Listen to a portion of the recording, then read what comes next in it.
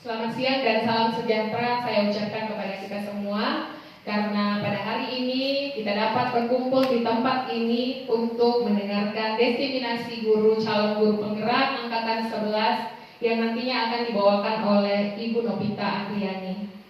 Pertama, saya ucapkan puji dan syukur kepada Tuhan Yang Maha Esa karena kita telah diberikan kesehatan sehingga kita masih bisa bersama berkumpul di sekolah yang kita cintai ini.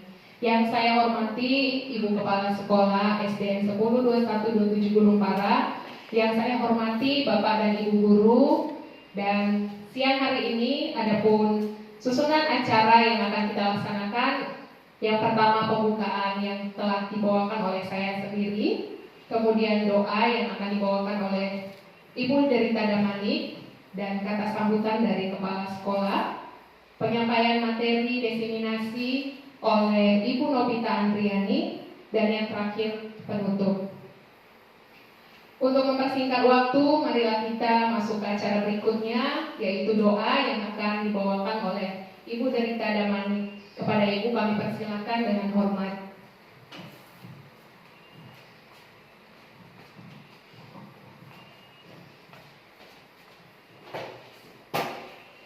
Agar kegiatan kita pada siang hari ini dapat bermakna, marilah kita berdoa menurut agama kita masing-masing.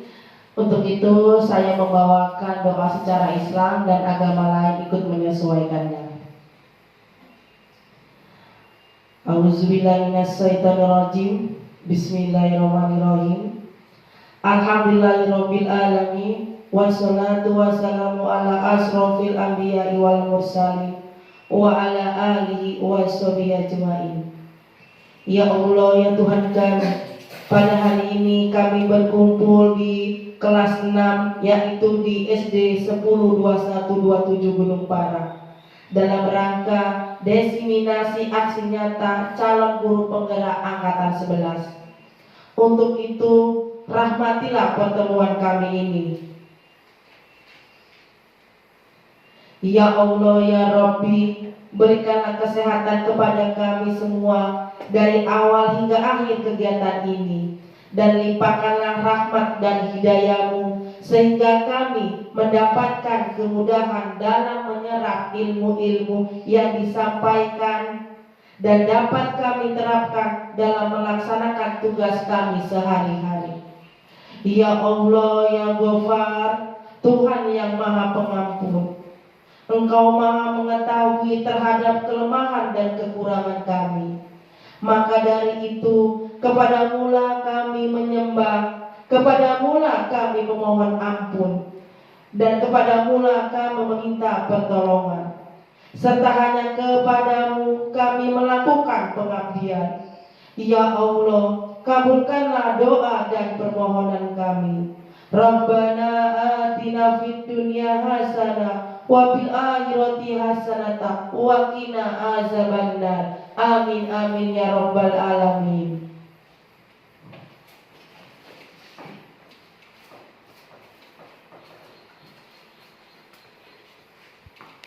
Terima kasih kepada Ibu Derita Damanik yang telah menyampaikan doanya. Semoga doa tersebut dikabulkan oleh Tuhan Yang Maha Esa. Amin. Acara selanjutnya adalah kata sambutan dari Kepala Sekolah SDN 102127 Gunung Para. Kepada Ibu Kepala Sekolah kami persilakan dengan hormat.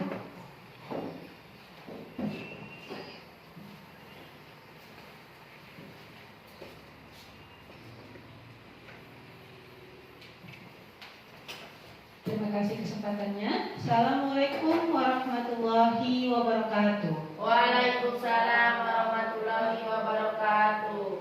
Yang saya hormati Bapak Ibu Guru SD Negeri 102127 Gunung Para. Yang saya banggakan Ibu Guru calon guru penggerak angkatan 11 Ibu Novita Andriani. Puji dan syukur kita panjatkan kehadirat Allah Subhanahu wa taala, berkat rahmat-Nya lah, berkat hidayahnya dan berkat kasih sayangnya kita dapat berkumpul di kelas 6 sekolah kita tercinta siang ini dalam keadaan sehat, dalam keadaan kuat tanpa kekurangan sesuatu apapun, dalam rangka mengikuti, mendengarkan diseminasi tentang budaya positif, menyebarkan pemahaman dan penerapan pengalaman budaya positif yang akan disampaikan oleh salah satu calon guru penggerak angkatan 11 dari sekolah kita, yaitu Ibu Novita Andriani. Selawat beriring salam kita hadiahkan kepada Nabi kita, junjungan kita Nabi Muhammad SAW, yang syafaatnya kita harapkan di yaumil akhir kelak.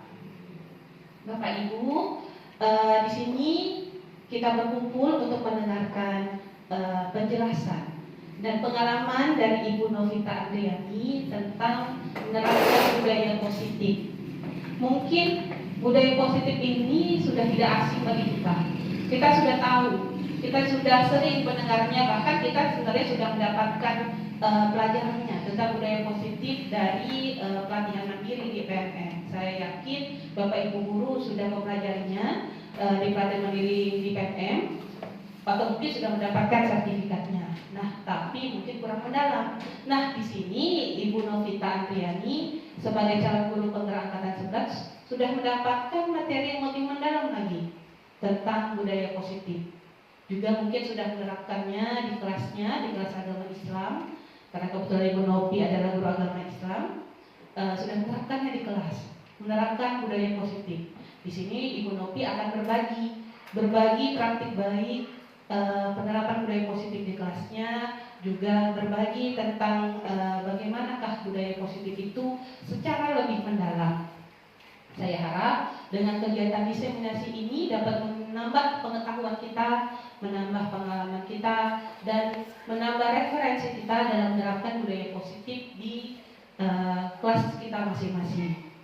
Di sini saya sangat berbangga ada calon guru penggerak angkatan 11 di sekolah kita. Saya harap dengan adanya calon guru penggerak angkatan 11 di sekolah kita dapat menambah kualitas pendidikan di sekolah kita, dapat membuat sekolah kita menjadi lebih hebat lagi.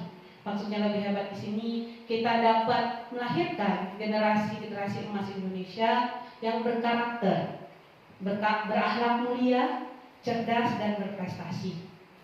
Mungkin hanya ini saja, saya tidak berlama-lama. Ini saja yang bisa saya sampaikan. Mari kita mendengarkan penyampaian praktik baik dan diseminasi dari Ibu Novita Andriani. Mari kita ambil hal-hal baik yang disampaikan oleh Ibu Novi. Mari kita tiru yang baik itu di kelas kita dan menjadi penambah wawasan kita.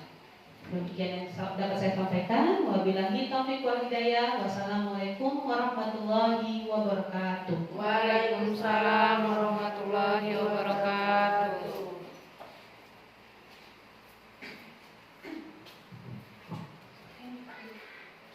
Terima kasih kepada Ibu Kepala Sekolah atas sambutan dan motivasinya. Semoga bermanfaat dan menjadi dukungan buat kita Bapak Ibu guru sekalian.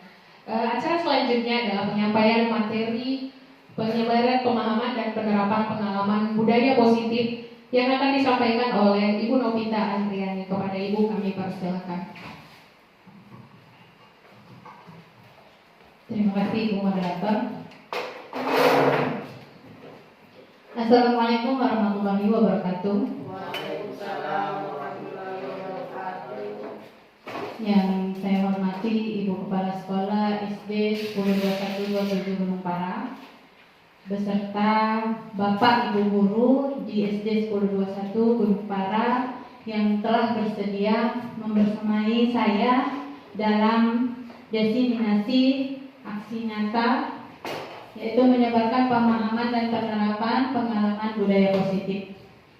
Pertama-tama, marilah kita panjatkan puji syukur kehadirat Allah Subhanahu wa Ta'ala, yang mana pada hari ini kita masih diberikannya segala nikmat, sehingga kita dapat berkumpul di aula SD 102127 Gunung Parang. Dan tak lupa pula selawat berangkaikan salam kehadirat junjungan kita Nabi besar Muhammad SAW, yang mana selalu kita harapkan syafaatnya di hari kemudian kelak. Baiklah Bapak Ibu Guru, saya berdiri di sini bukan berarti saya hebat, tapi saya juga lagi belajar. Jadi mungkin Bapak Ibu Guru yang ada di sini lebih hebat dari saya. Jadi sedikit pemaparan tentang materi menyebarkan pemahaman dan penerapan pengalaman budaya positif. Nah, Bapak Ibu, di sini saya memaparkan yang pertama ada konsep inti budaya positif, di mana terdapat paradigma perubahan belajar, disiplin positif, nilai-nilai kebajikan, kebutuhan dasar manusia, motivasi perilaku manusia, posisi kontrol guru, keyakinan kelas, dan segitiga restitusi.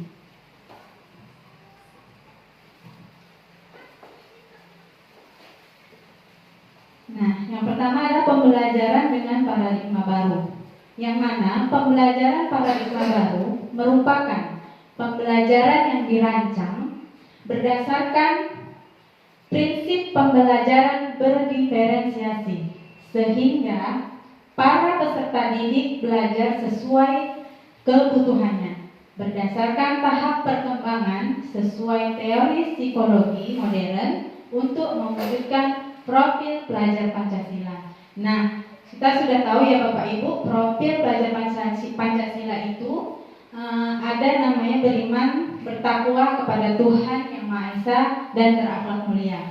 Kemudian ada berkebinekaan global, ada bergotong royong, kreatif, bernalar kritis dan mandiri. Nah, berdiferensiasi itu pembelajaran yang berbeda Ibu, sesuai dengan kebutuhan peserta didik. Selanjutnya di sini ada miskonsepsi tentang teori kontrol, di mana mis itu artinya adalah pemahaman yang salah. Nah, di sini ada guru mengontrol murid.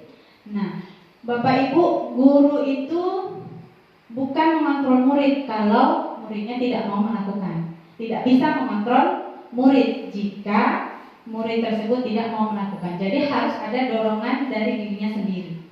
Kemudian ada ilusi bahwa semua penguatan positif efektif dan bermanfaat. Nah, semisal Bu, dia melakukan pelanggaran atau peraturannya dilanggar gitu kan Bu, kita memberi dia nasihat terus menerus, baru mengasih dia mungkin sanjungan atau apa gitu kan Bu. Jadi membuat murid tersebut menjadi tidak bertanggung jawab, tidak mandiri. Karena apa? Karena nggak ada dorongan dari dirinya sendiri. Kemudian ada ilusi bahwa kritik dan membuat rasa bersalah mampu menguatkan karakter. Jadi ketika kita memberi kritikan kepada anak murid, berilah kritikan yang membangun. Jadi anak itu tidak hilang rasa percaya dirinya.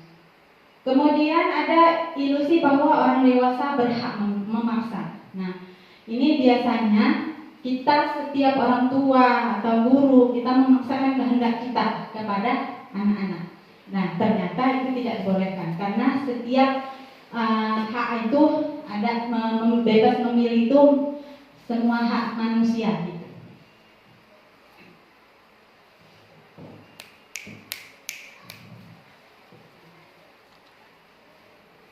Lanjut Ibu, disiplin positif. Nah, apa itu disiplin positif? Disiplin positif itu berasal dari kata disiplina, yang artinya belajar.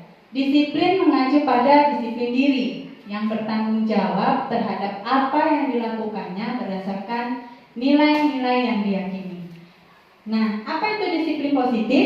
Yaitu merupakan salah satu cara penerapan disiplin yang bertujuan untuk menumbuhkan kesadaran serta memperdayakan peserta didik tanpa imbalan, penghargaan atau reward, ancaman atau hukuman. Nah, disiplin positif ini Bu harus dari dirinya sendiri. Jangan dia berharap mendapat imbalan. Kalau dia melakukan misalnya disiplin positif, terus dia mengharapkan imbalan, nah itu berarti tidak dari dirinya sendiri. Kemudian sebagai pendidik tujuan kita adalah menciptakan peserta didik yang memiliki disiplin diri sehingga mereka berperilaku mengacu kepada nilai-nilai kebajikan universal dan memiliki motivasi intrinsik dalam perubahan perilaku ke arah yang lebih baik. Nah, kita sebagai pendidik sudah pasti ingin melihat peserta diri kita itu menjadi orang yang sukses. Jadi untuk dirinya sendiri dengan disiplin diri. Di sini ada nilai-nilai kebajikan. Contoh nilai kebajikan institusi atau organisasi. Yang pertama ada profil pelajar Pancasila, beriman dan bertakwa pada Tuhan Yang Maha Esa dan berakhlak mulia, berkebinekaan global, gotong royong, mandiri, kreatif dan bernalar kritis. Yang kedua, Ibu Primary Youth Program. Di situ ada toleransi, rasa hormat, integritas, mandiri, menghargai, antusias, empati, keingintahuan, kreativitas, kerjasama, percaya diri, dan komitmen. Yang ketiga, keterampilan hidup atau life skill. Dapat dipercaya, lurus hati, pendengar yang aktif, tidak merendahkan orang lain, dan memberikan yang terbaik dari diri. Nah, nilai kebajikan ini Bu sebenarnya sudah ada pada diri setiap manusia. Cuman saja belum menyadari, mungkin ya kan Bapak Ibu.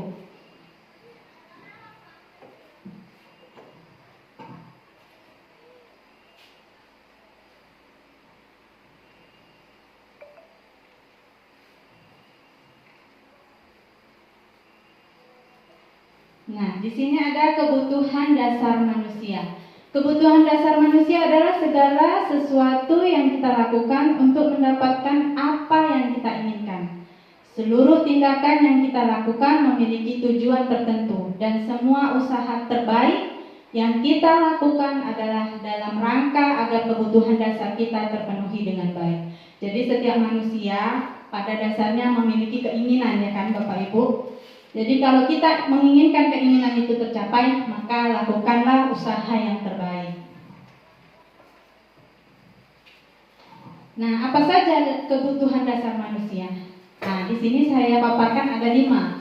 Yang pertama, bertahan hidup, yaitu makanan, pakaian, tempat tinggal, keamanan, dan kesehatan. Nah, namanya manusia makhluk hidup pasti bertahan hidup Bu, dengan makan, punya pakaian, tempat tinggal, keamanan, dan kesehatan.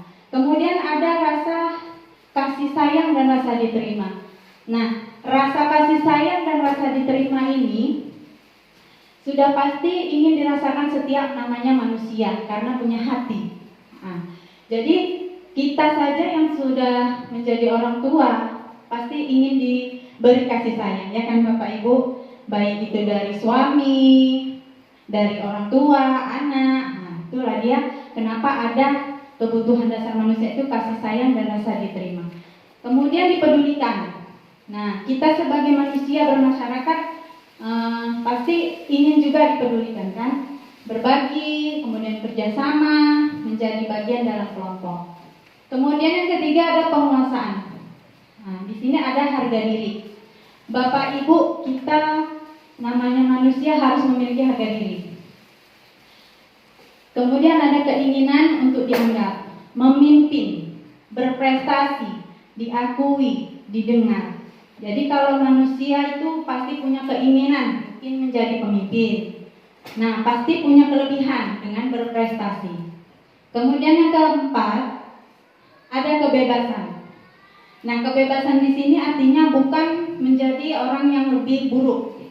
Di sini ada mandiri, memiliki pilihan, mencoba hal baru, mampu mengendalikan dirinya.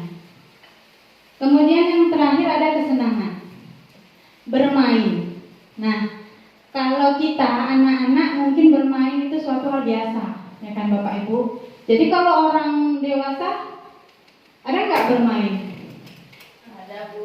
Iya, ada Bu. Kalau bermain kita mungkin ke mall, jalan-jalan, shopping, ya kan Bapak Ibu? Iya Bu. Kemudian humor. Kalau humor ini biasanya Bu apa kita bilang? Senda gurau. Iya, senda gurau, tertawa, tapi jangan kebablasan juga, ya kan? Kemudian antusiasme. Nah, biasanya manusia itu memiliki antusias yang tinggi, lebih tinggi lagi malah. Kenapa? Ketika dia mendengar kabar viral, pasti dia cari itu di mana. Ya kan Bapak Ibu? Nah, itulah manusia, antusiasnya tinggi. Kemudian tertawa. Nah, kalau tertawanya ada bahasa jangan apa namanya? Berlebihan tertawa, nggak boleh berlebihan juga ya Bapak Ibu. Dan bermunajat pun jangan juga. Nanti cepat tua kan. Kayak Bu Derita itu kan ketawa makanya awet muda. Terakhir gila. Lanjut.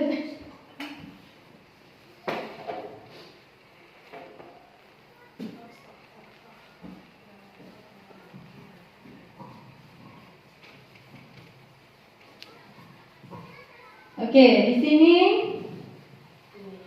saya akan memberikan kuis. Nah, buat Bapak Ibu, biar nggak ngantuk ya Bapak Ibu. Soalnya adalah kebutuhan apa yang dibutuhkan.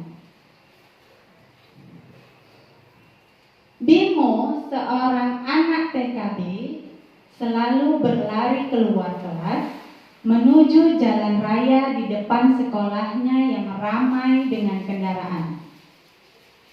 Tingkahnya membuat guru, Bu Ani, bingung dan seringkali lari mengejarnya. Ada beberapa kemungkinan jawaban yang diberikan Bimo. Identifikasi kebutuhan yang ingin dipenuhi oleh Bimo. Jika respon Bimo seperti di kolom di bawah ini, aku senang main kejar-kejaran dengan ibu guru. Seru. Nah, kira-kira apa ya, Bu? Kasih sayang, Bu. Iya, kasih sayang. Ada yang lain? Kebebasan, Bu.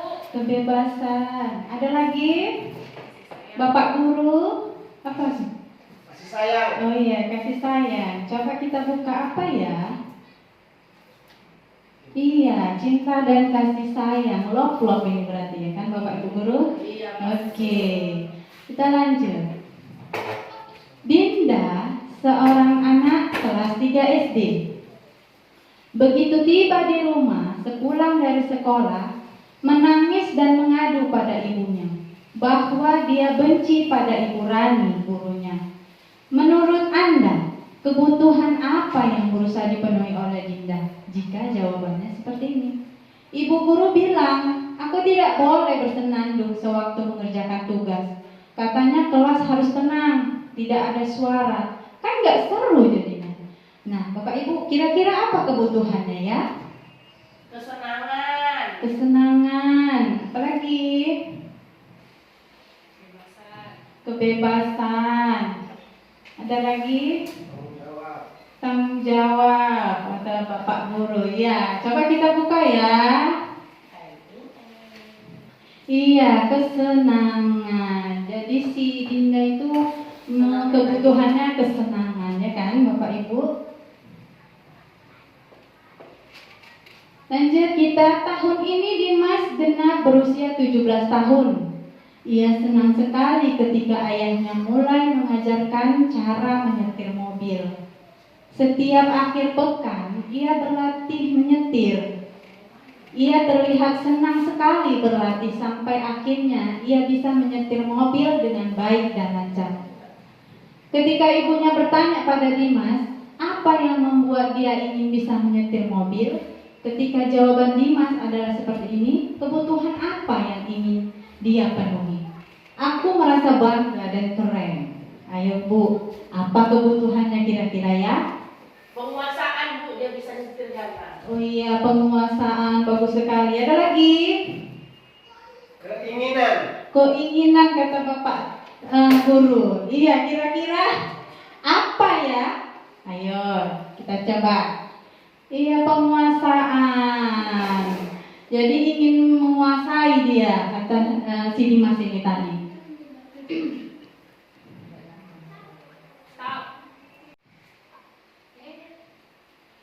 Lanjut ya Bapak Ibu, tadi si Dimas kebutuhannya sudah berbeda dengan yang sekarang ya.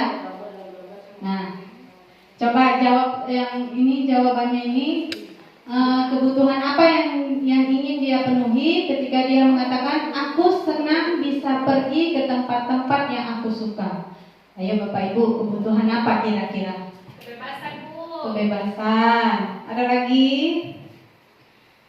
Ayo, kalau nggak ada kita jawab ya. Kebebasan katanya. Ya, benar, kebebasan.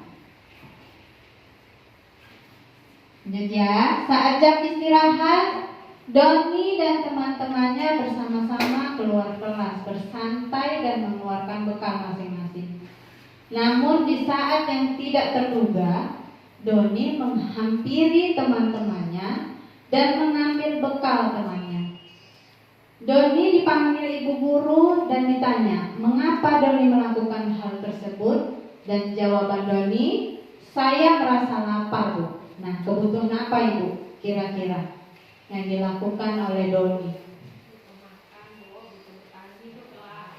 Butuh makan, butuh bertahan hidup. Ya, ada lagi? Bertahan hidup, Bu. Bertahan hidup. Coba kita lihat ya. Iya, bertahan hidup. Jadi si Doni membutuhkan bertahan hidup. Baiklah, di sini ada motivasi perilaku manusia. Ada dua bagian, yaitu motivasi intrinsik dan motivasi ekstrinsik.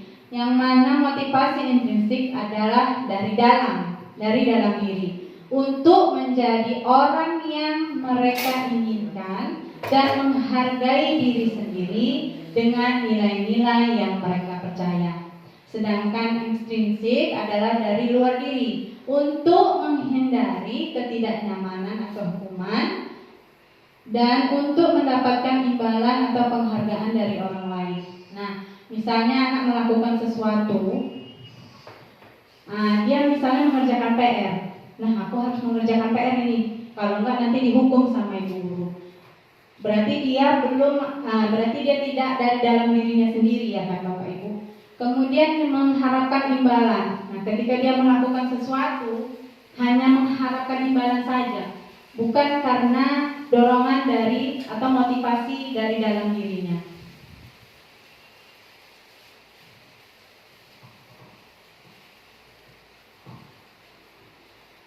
Nah, di sini ada hukuman, Pak Ibu. Hukuman biasanya itu menghentikan tingkah laku yang negatif gitu. Jadi hukuman ini sering, kalau zaman saya dulu hukumannya sering dilakukan. Misalnya kita melakukan kesalahan, pasti bapak ibu guru kita langsung main fisik, memukul atau menyubit. Nah, hukuman ini tidak terencana atau tiba-tiba. Murid tidak tahu apa yang akan terjadi, tidak dilibatkan, bersifatnya satu arah, berupa hukuman fisik atau psikis. Itu tadi. Kalau dia main fisik, dia pasti memukul atau menyubit. Kalau dia psikis, mungkin dengan perkataannya yang menyakitkan. Itulah dia hukuman. Dulu kita seperti itu, mungkin bapak ibu juga merasakan dengan bapak ibu. Iya. Ketika dimarah guru, ketika kita bisa melakukan kesalahan, langsung dipukul atau dicubit. Kemudian ada konsekuensi. Nah, konsekuensi ini dia seperti menyadarkan kepada anak didik. Dia terencana, disepakati sesuai peraturan, murid tetap dibuat tidak nyaman, sikap guru selalu memonitor murid. Nah, biasanya kalau dia melakukan kesalahan, dia sebenarnya sudah tahu konsekuensinya apa.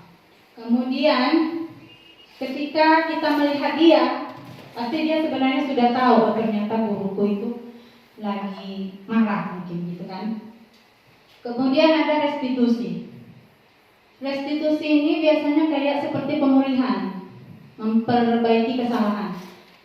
Proses menciptakan kondisi bagi murid untuk memperbaiki kesalahan. Kemudian ada proses kolaboratif yang mengajarkan murid untuk mencari solusi sendiri.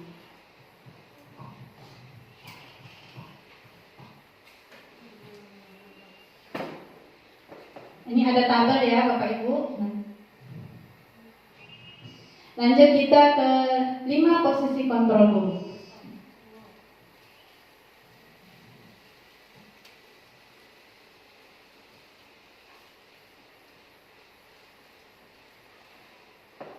Oke, kita lanjut ke kuis dulu ya Bapak Ibu.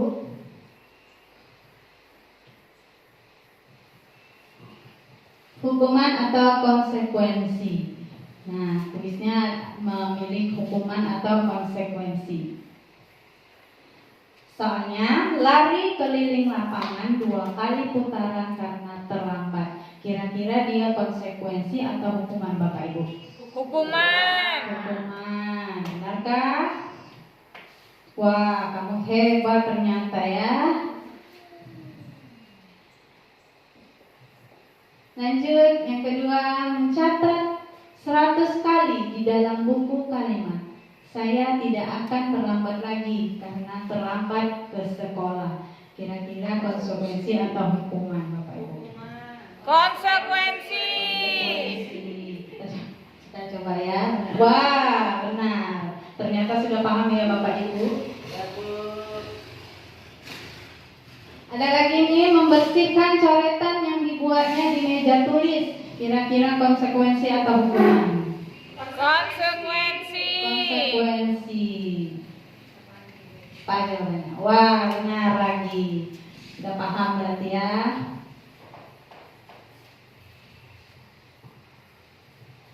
Nah, di sini Bapak Ibu, saya memaparkan 5 posisi kontrol guru. Ada penghukum, pembuat rasa bersalah, teman, pemantau, dan manajer.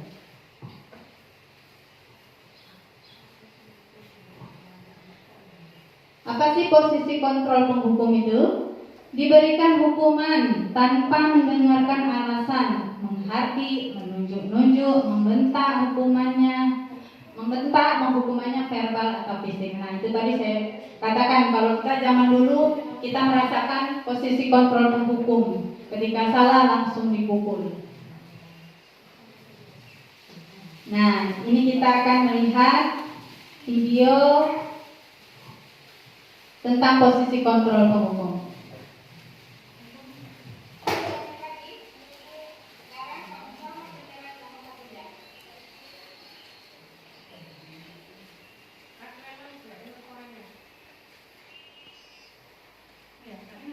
Manajer diberi pertanyaan sedetail mungkin. Media skenario posisi manajer. Iya Bu. Berapa kali Bu bilang terlambat. Kalau ini terus nanti Oke Bapak Ibu, kita masuk ke keyakinan kelas. Nah, ini Bapak Ibu sudah tahu keyakinan kelas. Mengapa keyakinan kelas? Mengapa bukan peraturan kelas? Nah, karena Bapak Ibu mungkin sudah ada pengalamannya, bolehlah Bapak Ibu menjawab kenapa keyakinan kelas, mengapa bukan peraturan kelas. Oke Bapak Ibu yang bisa memberikan masukan. Saya Bu. Oke, Bu Derita. Kalau menurut saya, kalau yang namanya keyakinan kelas itu adanya kesepakatan antara guru dan siswa. Jadi istilahnya dianya 2 arah, ada kolaboratif. Sedangkan peraturan kelas itu hanya berpihak kepada salah satu arah. Jadi peraturan itu yang buat gurunya, bukan kesepakatan antara guru dan siswanya. Oke, terima kasih Bu Derita. Ada yang mau menambahkan Bapak Ibu? Nah, iya benar sekali. Jadi keyakinan kelas itu dibuat oleh warga sekolah. Nah, ada murid, ada guru. Jadi kalau peraturan itu biasanya guru langsung tetapkan. Peraturannya dibuat langsung oleh ibu gurunya.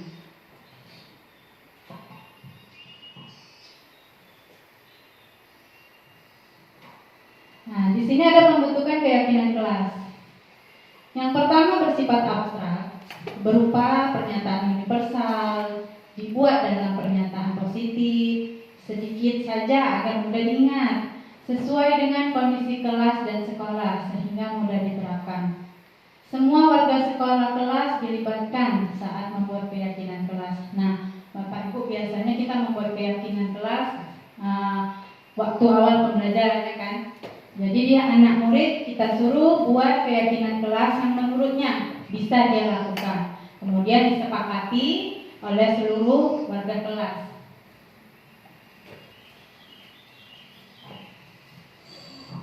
Nah, di sini ada skenario video membuat keyakinan kelas. Assalamualaikum warahmatullahi wabarakatuh.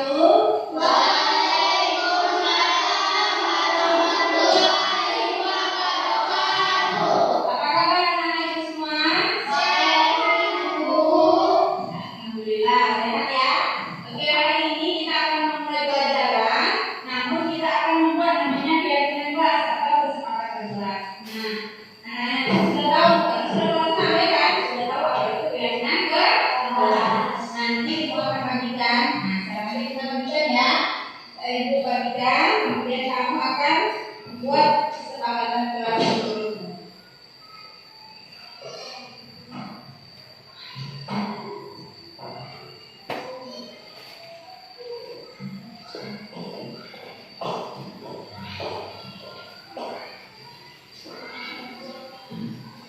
Baiklah. Sekarang kalian tulis keyakinan kelas kalian. Kesepakatan apa yang akan kita sepakati? Setelah selesai, nanti kita akan tempel ke depan. Kalau sudah selesai, lanjut aja. Tempel ke depan. Oke, silakan. Hati, yang pesan.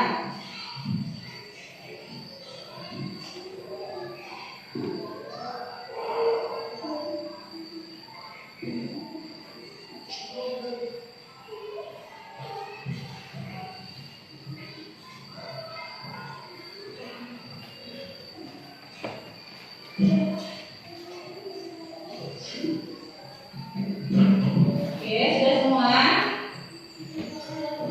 Ya, kalau sudah dilihat dulu. Nah, ini masih ada yang menggunakan kalimat negatif ya. Kalau begitu kita urutkan dulu kesepakatan kelas kita ya. Kita sepakati. Di sini terlihat ada yang mengatakan tidak boleh mengganggu teman yang sedang belajar. Kira-kira kalimat positifnya apa? Sopan? Iya, boleh. Kita tulis ini ya. Sopan santun. Kemudian menjaga kebersihan kelas. Itu sudah kalimat positif kan? Sudah. Kalau gitu kita tulis ya. Menjaga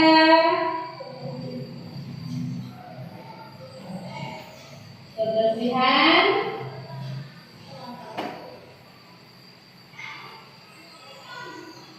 kelas.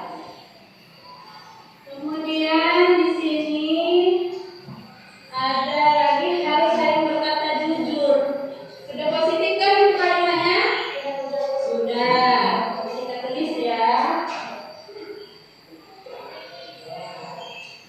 Kemudian di sini ada saling menghormati. Kita gabung atau gimana? Kira-kira?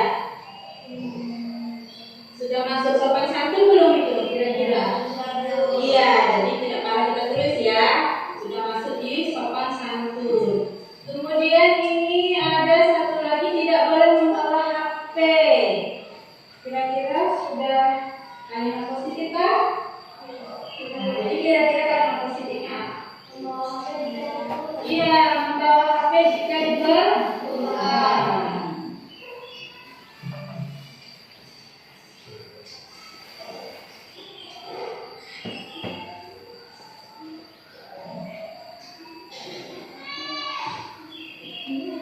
Nah, yang sepertinya terakhir itu ada memakai pakaian rapi. Sudah kalimat positif kan itu? Sudah. Berarti kita letak di nomor 4 ya. Memakai seragam yang rapi.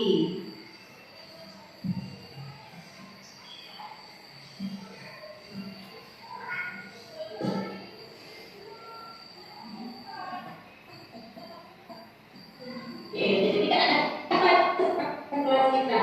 Ada lagi yang mau ditambah? Tidak, kira-kira sudah cukup ini ya. Nah, bacakan sekali lagi kesepakatan kelas kita ya. Yang pertama ada sopan santun. Sepakat? Yang kedua menjaga kebersihan kelas. Sepakat? Ketiga membawa HP jika diperlukan. Sepakat? Keempat memakai seragam yang rapi. Sepakat? Sudah sepakat? Kita laksanakan dengan baik ya.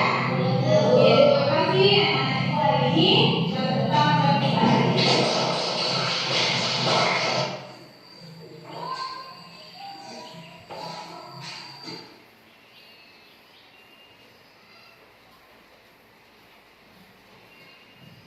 Oke, lanjut ya Bapak Ibu. Di sini ada segitiga restitusi, di mana suatu proses dialog yang dijalankan oleh guru agar dapat menghasilkan murid yang mandiri dan bertanggung jawab. Nah, biasanya ini kita gunakan untuk menyelesaikan masalah pada anak didik kita. Nah, di segitiga restitusi ini ada tahapannya. Yang pertama, menstabilkan identitas. Kemudian yang kedua, validasi tindakan yang salah. Dan yang ketiga, menanyakan keyakinan. Nah, selanjutnya nanti ada menstabilkan identitas. Nah, di sini menstabilkan identitas itu berdasarkan prinsip membuat kesalahan adalah bagian dari proses pembelajaran. Jadi, setiap kesalahan itu bukan berarti dia tidak melakukan kebaikan. Nah, tapi di sini adalah proses pembelajaran pada diri setiap anak. Nah, biasanya menstabilkan identitas itu bisa kita buat dengan berbuat salah itu wajar. Kan Bapak Ibu, semua orang itu pasti melakukan kesalahan. Tidak ada manusia yang sempurna. Tidak ada manusia yang sempurna. Ini seperti yang tadi saya bilang, tidak ada manusia yang sempurna. Semua pasti melakukan kesalahan. Ibu, bapak juga pernah melakukan kesalahan. Ini biasa kalau kita melakukan penyelesaian permasalahan, pasti kita bilang sama murid, oh nah, dulu bapak juga pernah melakukan kesalahan. Jadi kalau kau sekarang melakukan kesalahan, itu wajar. Kemudian kamu berhak merasa begitu. Nah, kita sebagai guru tidak harus menyalahkan murid kita. Nah, oke Bapak Ibu, segitiga restitusi yang pertama itu ada menstabilkan identitas. Nah, menstabilkan identitas itu maksudnya adalah berdasarkan prinsip membuat kesalahan adalah bagian dari proses pembelajaran. Nah, Bapak Ibu, kira-kira menurut Bapak Ibu pernah nggak punya pengalaman menyelesaikan masalah dengan menstabilkan identitas? Kira-kira. Oke, Ibu Emma. Mungkin ini bukan cuma untuk murid ya, untuk guru, untuk orang dewasa pun bisa kita terapkan segitiga restitusi ini. Nah, pengalaman saya ini bukan menyelesaikan masalah, tapi lebih kepada memberikan motivasi dengan menstabilkan identitas. Jadi kadang ada guru, terutama untuk semua guru-guru itu kadang merasa bahwa belum menjaga identitasnya, maksudnya belum masih merasa minder, merasa pesimis, dan merasa belum yakin akan dirinya. Nah, menurut saya bagus sekali atau sangat baik sekali dengan menstabilkan identitas. Jadi dengan memberikan motivasi, sama sih, hampir sama seperti memberikan motivasi. Jadi lebih memberikan kepenguatan kepada guru-guru bahwa berbuat salah itu wajar, tidak ada manusia yang sempurna, bahwa bahwa semua manusia juga pernah melakukan kesalahan seperti itu. Jadi lebih menguatkan diri guru itu sendiri ya, atau lebih menguatkan identitas guru bahwa manusia itu tidak pernah luput dari kesalahan seperti itu. Jadi tidak perlu takut berbuat salah, karena berbuat salah itu adalah hal yang wajar. Berbuat salah merupakan proses belajar seperti itu. Terima kasih. Oke, terima kasih Bu Emma yang telah memaparkan menstabilkan identitas. Nah, baik, benar Ibu. Jadi menstabilkan identitas ini dia menyadarkan diri bahwasannya semua manusia itu pernah melakukan kesalahan. Jadi kita tidak hanya anak-anak, kita juga pernah melakukan kesalahan. Jadi menstabilkan identitas ini bisa kita katakan pada anak, nggak apa-apa nak, Bapak juga pernah melakukan kesalahan. Jadi kita sebagai guru memberikan solusi atas permasalahan yang terjadi pada anak. Dan yang kedua, ada validasi tindakan yang salah. Nah, validasi tindakan yang salah ini berdasarkan prinsip setiap perilaku berupaya memenuhi suatu kebutuhan tertentu. Nah, di sini kamu pasti punya alasan mengapa melakukan hal itu. Nah, kita bertanya kepada anak. Jadi, anak itu melakukan kesalahan itu kenapa? Pasti dia punya alasan. Padahal kamu bisa melakukan yang lebih buruk dari ini. Nah, kita meyakinkan kepada anak bahwasanya kesalahan yang dia buat itu belum tentu pada dirinya sendiri. Kamu patut bangga karena telah melindungi sesuatu yang penting buatmu. Dan kamu melakukannya karena mempertahankan sesuatu yang penting bagimu. Nah, bagi Bapak Ibu Guru, kira-kira pernah nggak mengalami pengalaman dalam validasi tindakan yang salah dalam kelasnya? Kira-kira Bapak Ibu ada yang mau berbagi? Saya Bu.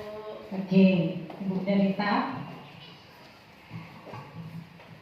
Kalau pada tindakan yang salah ini kebetulan pernah saya terapkan di kelas. Contohnya sering ataupun pernah murid saya tanya kenapa gak hadir, alasan dia jawab dengan pemberitahuan dari orang tuanya itu berbeda.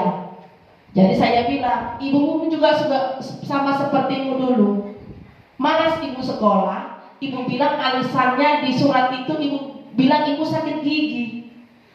Hasilnya gimana? Betul-betul ibu sakit gigi. Jadi itu pengalaman ibu, jadi sama sepertimu. Jadi ketika setelah itu ibu nggak pernah lagi mau berbohong. Kalau misalnya lagi malas nggak sekolah, ya ibu bilang aja bukan sakit. Karena nanti apa yang kita sebutkan, apa yang kita bilang, apa ucapan kita itu menjadi kenyataan. Jadi saya terangkan sama murid saya, jangan bilang sakit karena malas sekolah. Oke, itu pengalaman saya. Oke, terima kasih Bu Derita yang telah berbagi pengalamannya. Nah, benar Bu. Jadi setiap murid itu pernah melakukan yang seperti ini gitu. Dia sebenarnya takut melakukan kesalahan, bukan pada dirinya sebenarnya, cuma ada alasan yang lain. Kita lanjut Ibu. Yang ketiga adalah menanyakan keyakinan. Menanyakan keyakinan ini berdasarkan prinsip teori kontrol bahwa pada dasarnya kita termotivasi secara intrinsik. Nah, keyakinan ini kita tanyakan kepada anak. Setiap anak itu sudah melakukan membuat keyakinan kelas.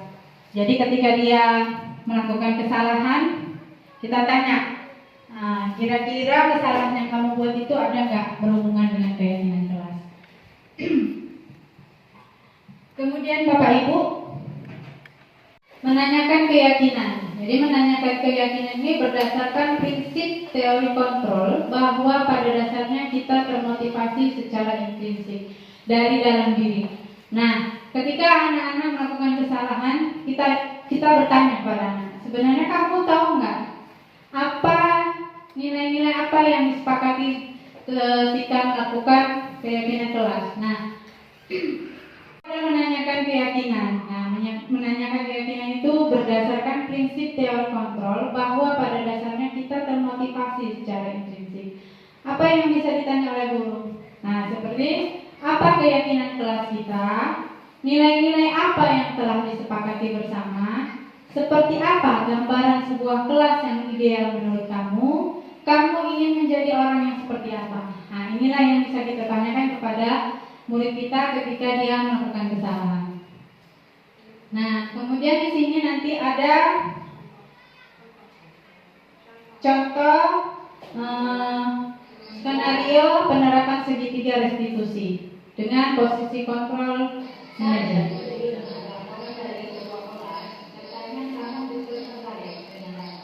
Iya Bu, tapi saya kesal nih. Kenapa kesal? Kenapa dari menantu mencontek pekerjaan saya?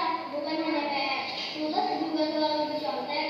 Oh gitu, ya wajar lah ya kalau kamu marah dan kesal. Jika ibu berada di posisi kamu, ibu juga akan melakukan hal yang sama. Iya Bu. Dan apa yang kamu lakukan dari kapan? Saya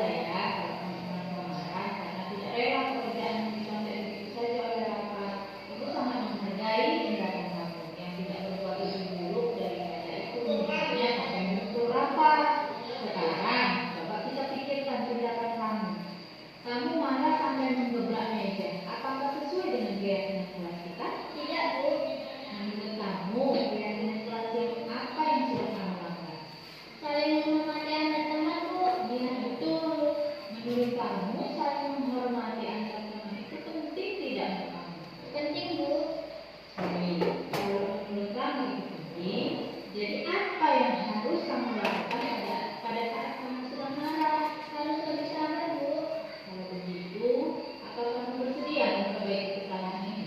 Bersedia, Bu. Apa yang akan kamu lakukan untuk memperbaiki kesalahan? Saya akan berbicara dengan saya yang mendekat. Saya akan melaporkannya kepada guru, Bu. Nah, cepat sekali dilakukan itu. Semangat ya. Iya, Bu. Sekarang silakan kamu kepada kelas. Baik, dan terima kasih ya, Bu. Ya. Oke, inilah Bapak Ibu contoh penerapan segitiga restitusi. Nah, itu tadi contohnya. Nah, saya sekarang mau berbagi pengalaman dengan Bapak Ibu. Ada nggak kira-kira Bapak Ibu yang memiliki pengalaman seperti video yang saya buat ini? Bolehlah Bapak Ibu berbagi kepada kami, kepada saya.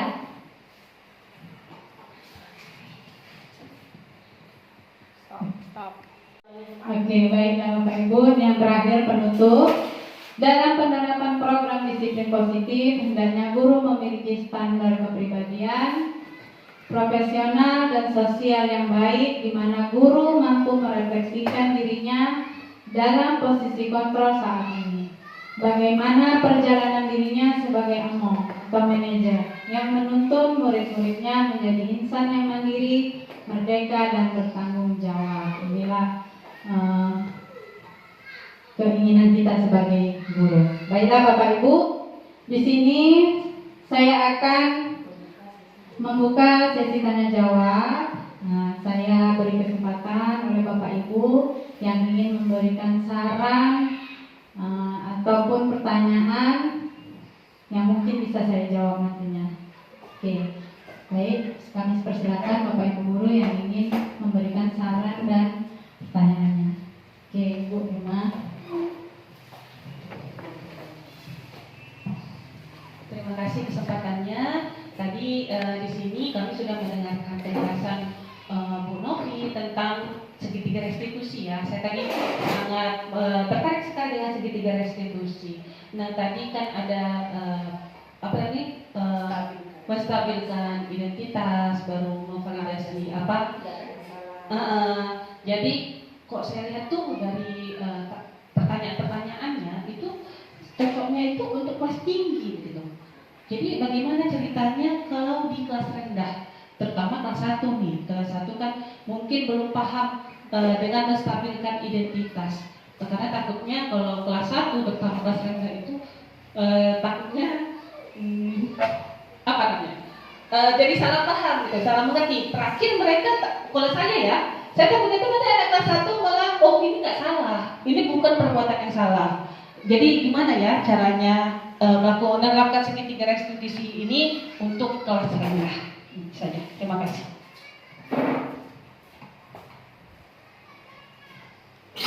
Oke, baik Ibu Emma atas pertanyaannya. Kira-kira ada lagi Bapak Ibu? Oke, Bu Siska.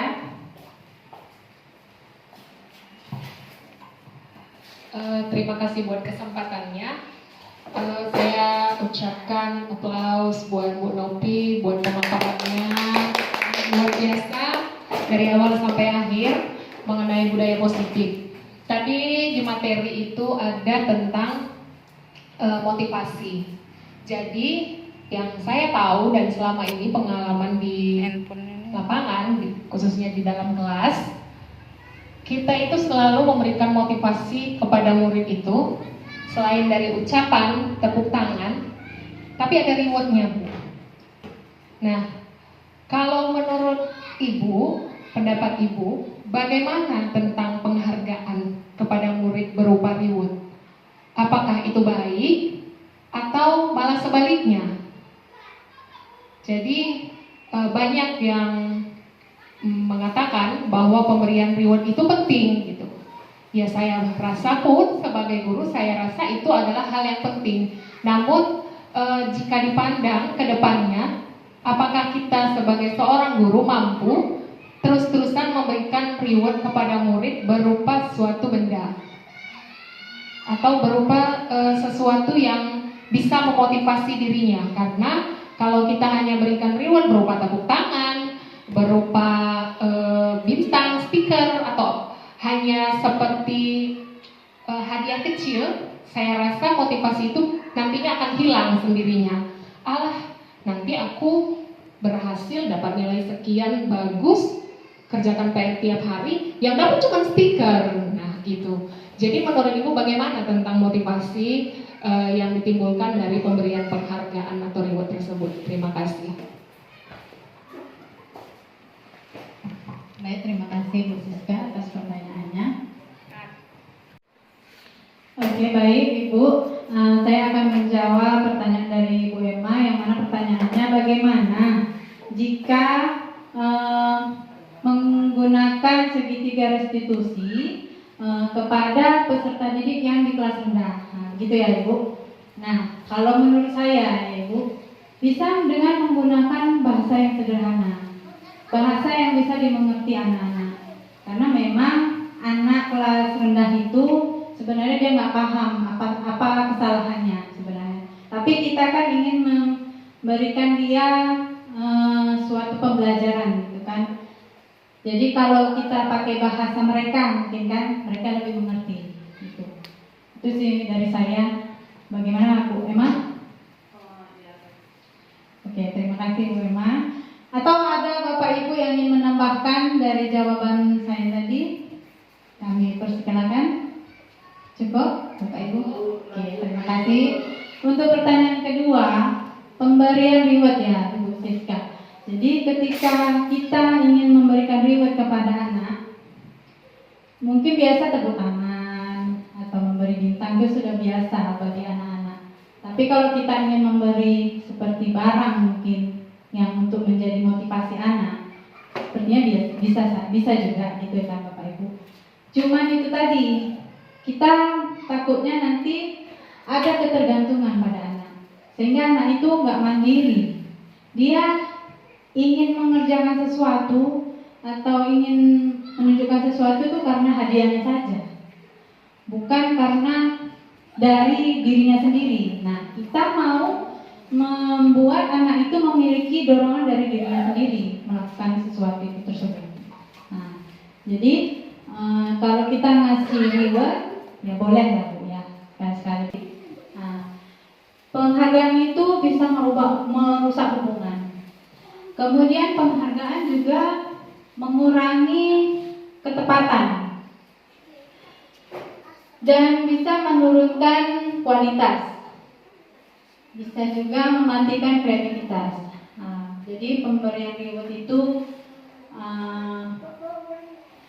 bisa membuat anak menjadi tidak efektif dalam belajar. Itu menurut saya.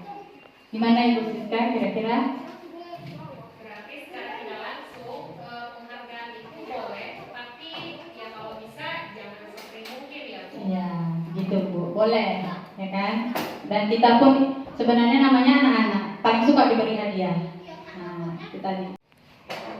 Jadi kalau menurut Ibu seperti itu, artinya penghargaan itu merusak hubungan dalam arti ketika Ibu memberikan reward kepada salah satu siswa yang berhasil, contoh mendapat nilai yang tinggi, nah artinya teman yang mendapatkan atau yang tidak mendapatkan nilai rendah atau tidak mendapatkan reward pasti merasa cemburu gitu ya Bu ya.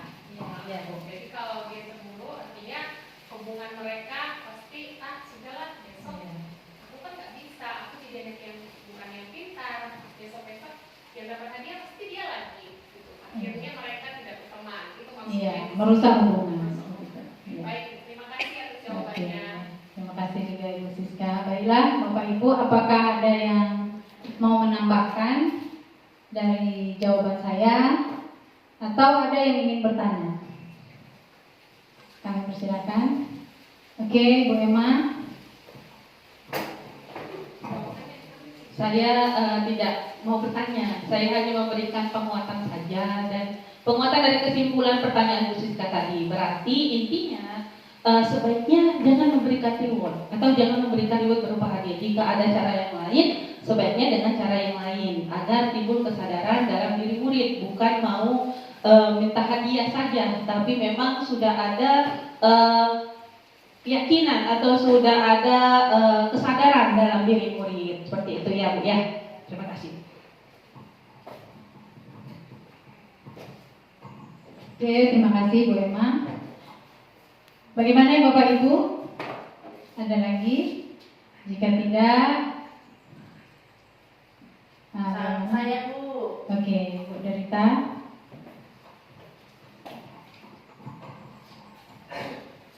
Oke, terima kasih atas waktu dan kesempatannya. Saya mau bertanya begini Bu, bagaimana menerapkan disiplin dalam kehidupan sehari-hari? Oke, menerapkan disiplin dalam kehidupan sehari-hari biasanya kita melakukan kebiasaan ya kan Bapak Ibu, dan harus dari diri sendiri. Karena kalau perintah dari misalnya orang tua atau guru, nah itu bukan menjadi disiplin diri, tapi karena ada suruhan dari orang lain begitu. Jadi intinya menjadikan diri disiplin itu ya harus dari dalam diri kita masing-masing. Jadi pembiasaan itu bisa dilakukan. Bagaimana Ibu Ita? Oke Bu, pas Bu. Oke, terima kasih. Ada lagi Bapak Ibu? Pas. Ya sudah. Baiklah Bapak Ibu, jika sudah tidak ada lagi yang ingin bertanya, saya akan menutup acara ini. Tapi sebelumnya saya ucapkan terima kasih Bapak Ibu guru yang telah membersamai saya pada kegiatan hari ini, dan saya mohon maaf atas segala kekurangan karena saya di sini pun masih belajar. Saya kembalikan kepada moderator.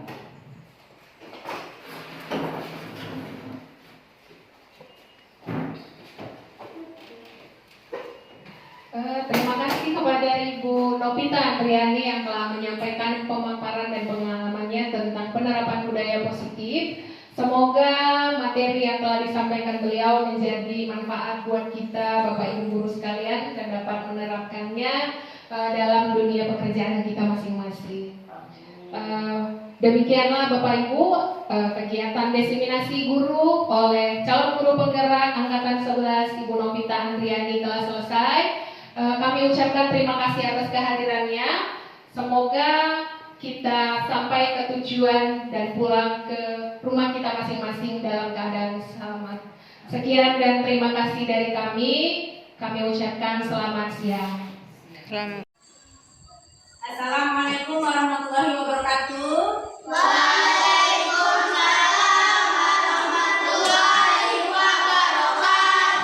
Apa kabar anak-anak Ibu semua? Alhamdulillah sehat ya. Oke, hari ini kita akan memulai pelajaran.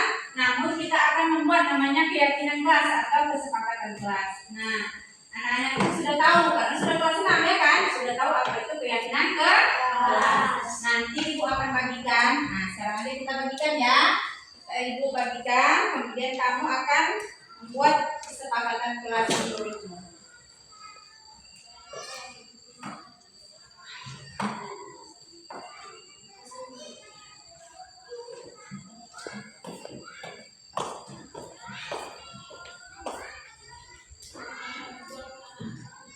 Oke, baiklah.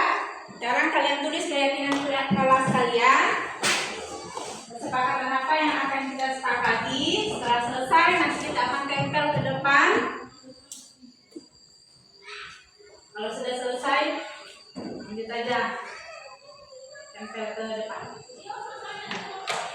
Oke, silakan. Yang rapi, jangan rebutan.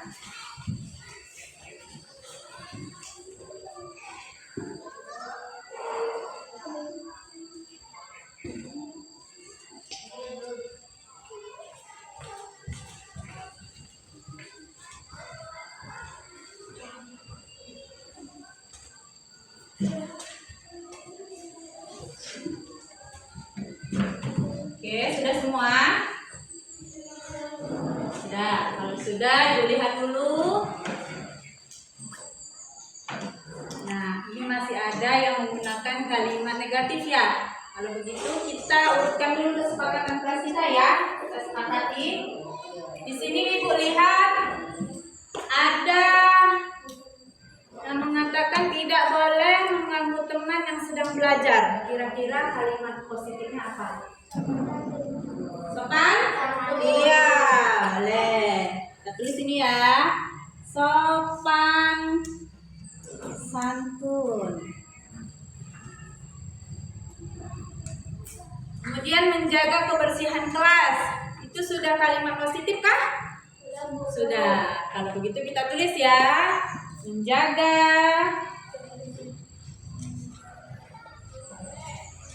kebersihan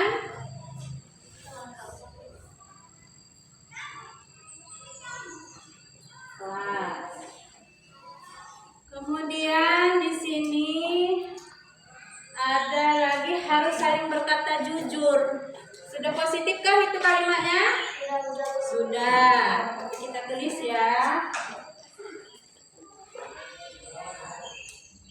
Kemudian di sini ada saling menghormati. Kita gabung atau gimana? Kira-kira. Sudah masuk sopan santun belum itu? Kira-kira.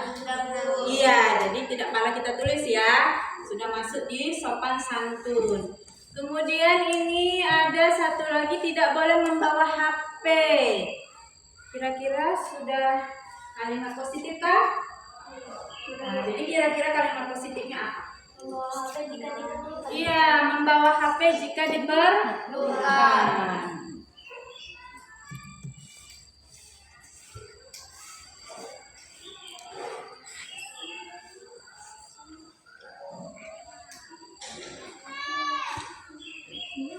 Nah, yang sepertinya terakhir itu ada memakai pakaian rapi. Sudah kalimat positifkah itu? Sudah. Berarti kita letak di nomor 4 ya. Memakai seragam yang rapi.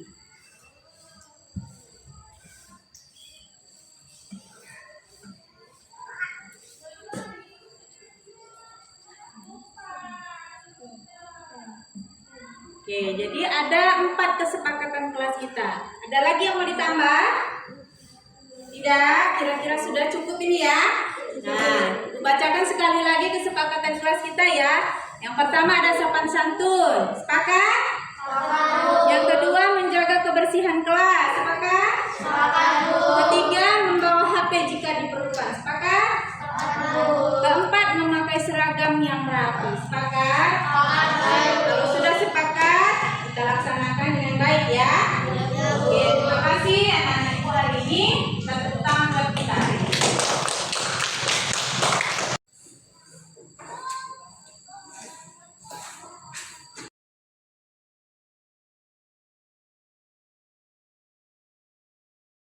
Demikian yang dapat saya sampaikan. Sekian dan terima kasih.